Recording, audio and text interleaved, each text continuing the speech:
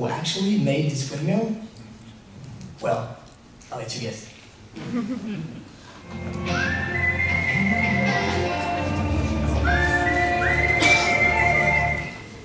Our second cell is a bond between the youth and the elderly. We worked alongside Delphine, project manager of the association Génération Culture, in order to implement intergenerational housing in Lille. Our main achievement was to raise Delphine's awareness on how to ensure visibility and sustainability for the project. We transferred knowledge to improve communication and planning tools. So, how does this chapter begin? Well, simple. At Sciences Po Lille, we strongly believe that the issues of global aging are major to our society.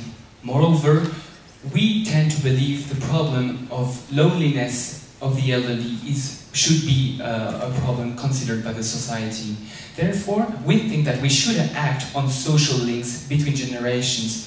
We thought the intergenerational housing program was interesting, moreover, because it helped the students find a decent housing in Lille. We are particularly concerned by this issue, as one team member is leaving us next year for King's College to complete a degree in gerontology. Aware of similar projects in other cities, creating one in Lille became our mission. We realized that Génération et Culture was already working on the setting up of such a project, so we decided to offer them our expertise to improve the project because we realized that they had problem having a long-term view in the project. So, what is our vision?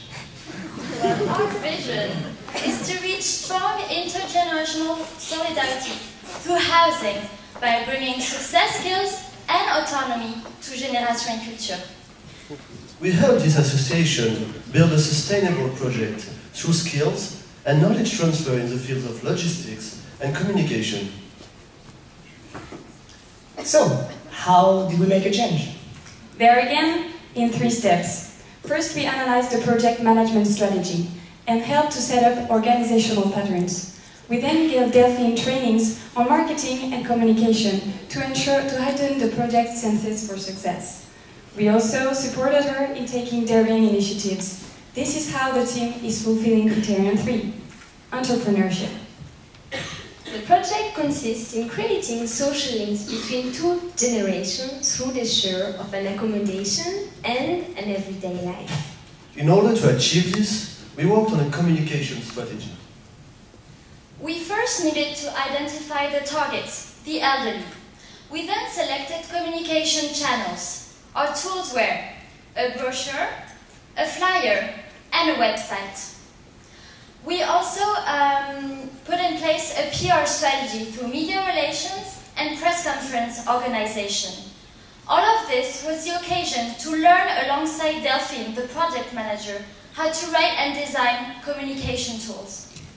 We then focused on strategic intermediaries, among which healthcare professionals, family relatives, elderly clubs, and city voluntary workers. We choose these groups because they are trusted by the elderly.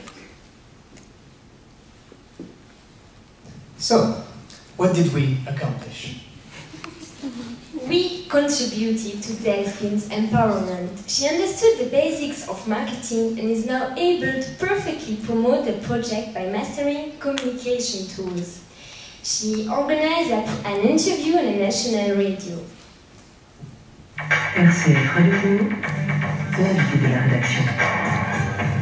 On parle aujourd'hui de l'association Génération et Culture qui est en partenariat avec une association de Sciences Po Lille qui s'appelle SIFE. And she also organized a press conference with 2 major local newspapers. We therefore helped Delphine constructing a sustainable program. We fostered a long-term view through planning. We brought a new approach to reach the elderly through communication. We increased the project visibility by participating in Lille City Council on Solidarity Business. But I know someone who will explain it to you better. Alors c'est un impact très positif, en tout cas pour moi. So what's next? What about the future?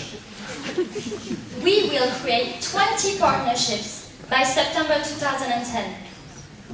We will create 80 partnerships by June 2011. We will create the first international housing network in the metropolis by 2012. By 2013, 100 partnerships will be created. We, SIFE Sciences Po Lille, are thus contributing to inscribe Lille in the European current dynamics. Indeed, 2012 will be the European Year of Intergenerational Solidarity.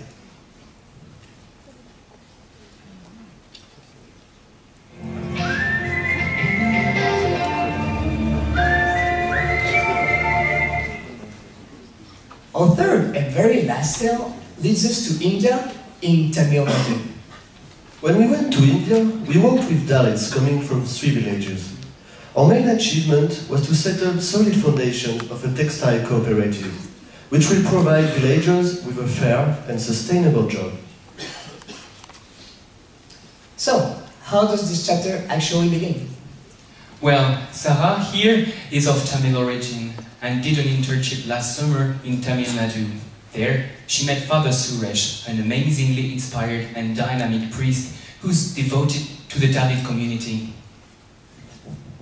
Dalits suffer from the stigma of untouchability in 2 domains, social and economic. Social. In a society still strongly organized by the caste system, untouchables are considered as inferior and impure. They face discrimination and even physical violence from the caste people. They are day-to-day workers and assigned to the most degrading, dangerous, and painful jobs. Due to the lack of resources, they cannot always afford education, and most are illiterate. Economic. They are underpaid. They cannot afford a balanced diet. Many Dalit families still live in huts, which is a source of dramatic stories when comes a monsoon. Because they cannot afford to cover the whole expenses to survive every day, they have to get into debt. So, what is our vision? Mentalities cannot be changed with laws. We, SIFE Sciences Po Lille, strongly believe that business is the only way for this population to get aware of their value as human beings, to empower themselves, and to improve the standard of living. Based on local textile tradition, we created a fair trade lettered sleeves activity. It will give them a decent and stable job. This will transform their lives. And how did we make a change? How? We drew up a sustainable business model. Last January, we flew to India at our own expense. There, we audited an existing book cover activity launched by Father Suresh and impacting 20 Dalit villagers. We helped to completely rethink the organization so that it would be sustainable. We trained the leaders to ensure both sustainability and profitability. This is how the team is fulfilling criterion 2, to success skills.